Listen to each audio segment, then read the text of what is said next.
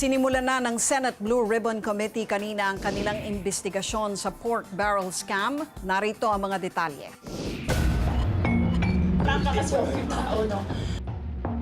Malayong malayo sa isang palabang Janet Lim Napoles ang kaniyang mga mugshot ngayon sa kaniyang mga larawan sa loob ng Malacanang kung saan sumuko pa siya mismo sa presidente ng Pilipinas.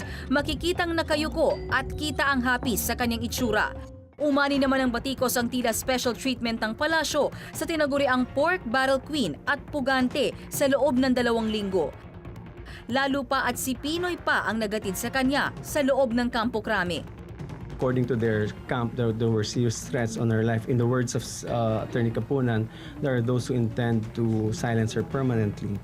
The only person that they can trust is our president. And so they ask that Ms. Napoles be surrendered to the president.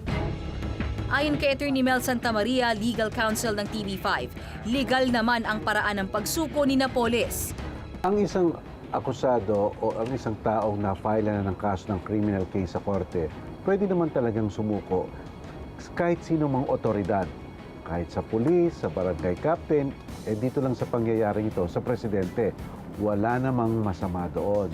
Ang puna lang, bakit binibigyan ng parang special treatment?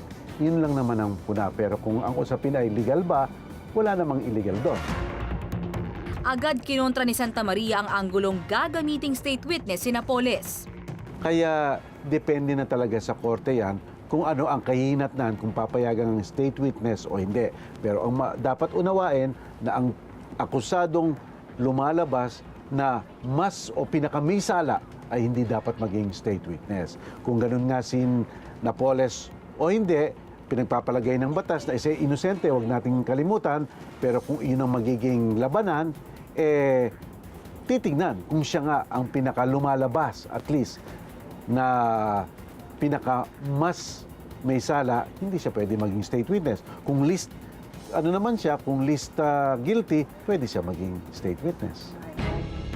Kagabi kasi, mismong si DILG Secretary Mar Rojas pa ang nagpahiwatig sa media na posibleng maging testigo imbes na akusado si Napoles kaugnay ng PDAP-SCA. Kung ang testimonya o ang ebidensya na inihain ni Ms. Napoles ay makakapagpatibay lalo sa kaso ng gobyerno, nasa sa kanila yon. Silang makakapagsabi kung ano ang kanilang rekomendasyon.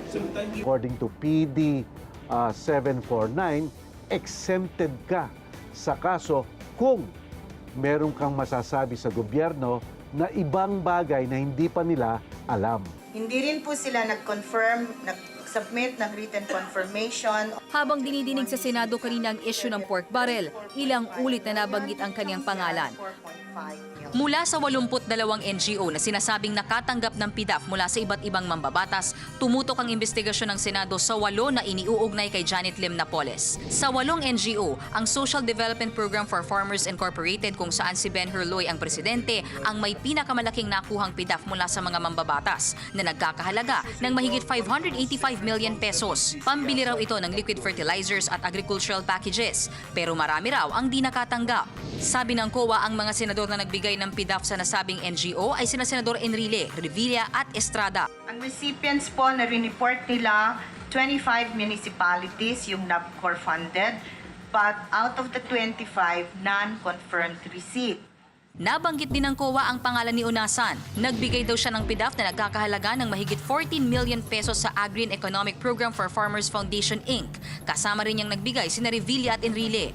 Ayon sa report ng COA, nagbigay sa 7 NGO ni Napoles sa iba't ibang pagkakataon ang 4 na senador. Si Enrile mahigit 332 million pesos, si Estrada mahigit 262 million pesos, si Revilla naman nasa 483 million pesos ang binigay at si Unasan mahigit 14 million pesos. Karamihan sa mga NGO namimigay ng agricultural packages o kaya livelihood training, pero ang iba walang opisina sa binigay na address. Ang iba naman may ghost recipients o hindi natanggap na mga dapat na mga benepisyaryo.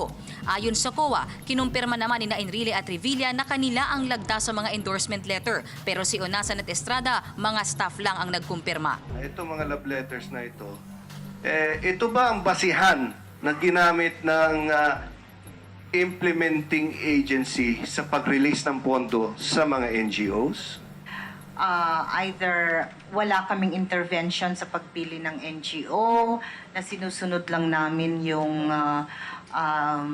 direktiba o instructions ng legislator. Nabanggit din ang pangalan ni Senador Ralph Recto na nagbigay sa mga NGO pero hindi konektado kay Napoles. Agad na dumipensa ang senador. Dahil sa aking kaalaman, ni minsan wala akong in-endorse na NGO, wala akong request na pondong ganyan. Pero tila warning sa mga senador ang susunod daw na audit na ilalabas ng COA na sakop ang 2011 hanggang 2012. May dagdag pang 2 senador daw ang dawit. Pwede mo bang sabihin mo kung sino itong isa o dalawa?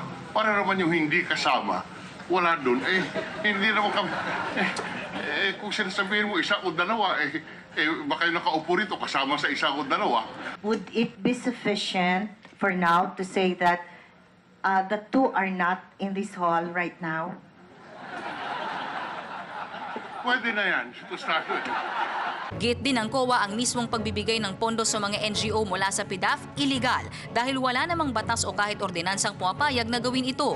Bago uminit ang pagdinig, nagbigay ng maikling pahayag si Senador Jinggoy Estrada. Nakiusap siya na i-excuse na siya sa pagdinig dahil dawit ang kanyang pangalan. Saka siya lumabas ng session hall. Kayo sir, bakit kayo nag-decide na ma-excuse na? Well, in order to, I might be perceived of influencing the results of the investigation. Sa mga susunod na pagdinig, sisikapin daw ng Senate Blue Ribbon Committee na mapaharap si Janet Lim Napoles. Napakalaking bagay daw kasi nung kanyang testimonya para matukoy sino-sino nga bang mambabatas ang talagang nagbigay ng bahagi ng kanilang pork barrel sa kanyang mga NGO. Ipapaalam daw sa korte si Napoles para payagan siyang tumistigo sa pagdinig dito.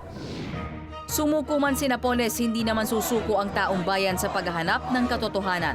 Sa ngayon ay patuloy ang investigasyon ng Senado at naway sa pagkakataong ito ay maparusahan na nga ang tunay na may sala. Ako po si Mayan Dos Baños nag-uulat para sa Reaksyon.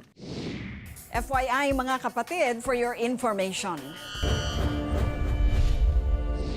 Marami raw dahilan para ipagbunyi ang pagiging isang babae.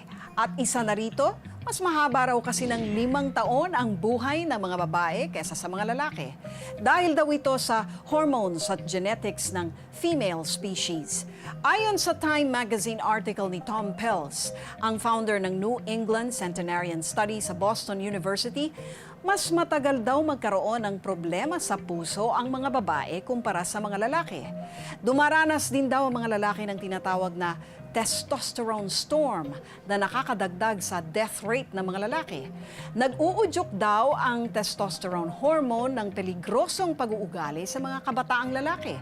Kaya marami sa kanila, halimbawa, ay hindi nagsusuot ng seatbelt, nagpapakalango sa alak at agresibo sa mga armas at marami pang iba.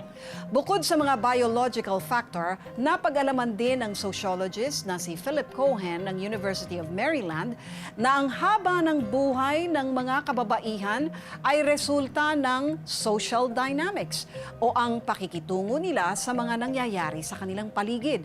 Katulad na lang sa issue ng paninigarilyo.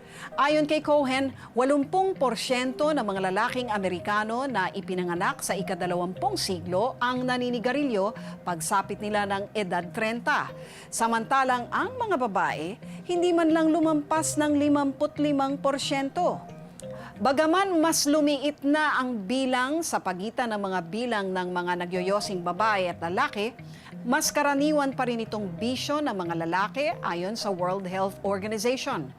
Pinansin rin ni Cohen ang mga social factor gaya ng hindi pagsali ng mga kababaihan sa gera at dami ng mga lalaking namamatay dahil sa pagkakasangkot sa mga bayolenteng krimen taon-taon.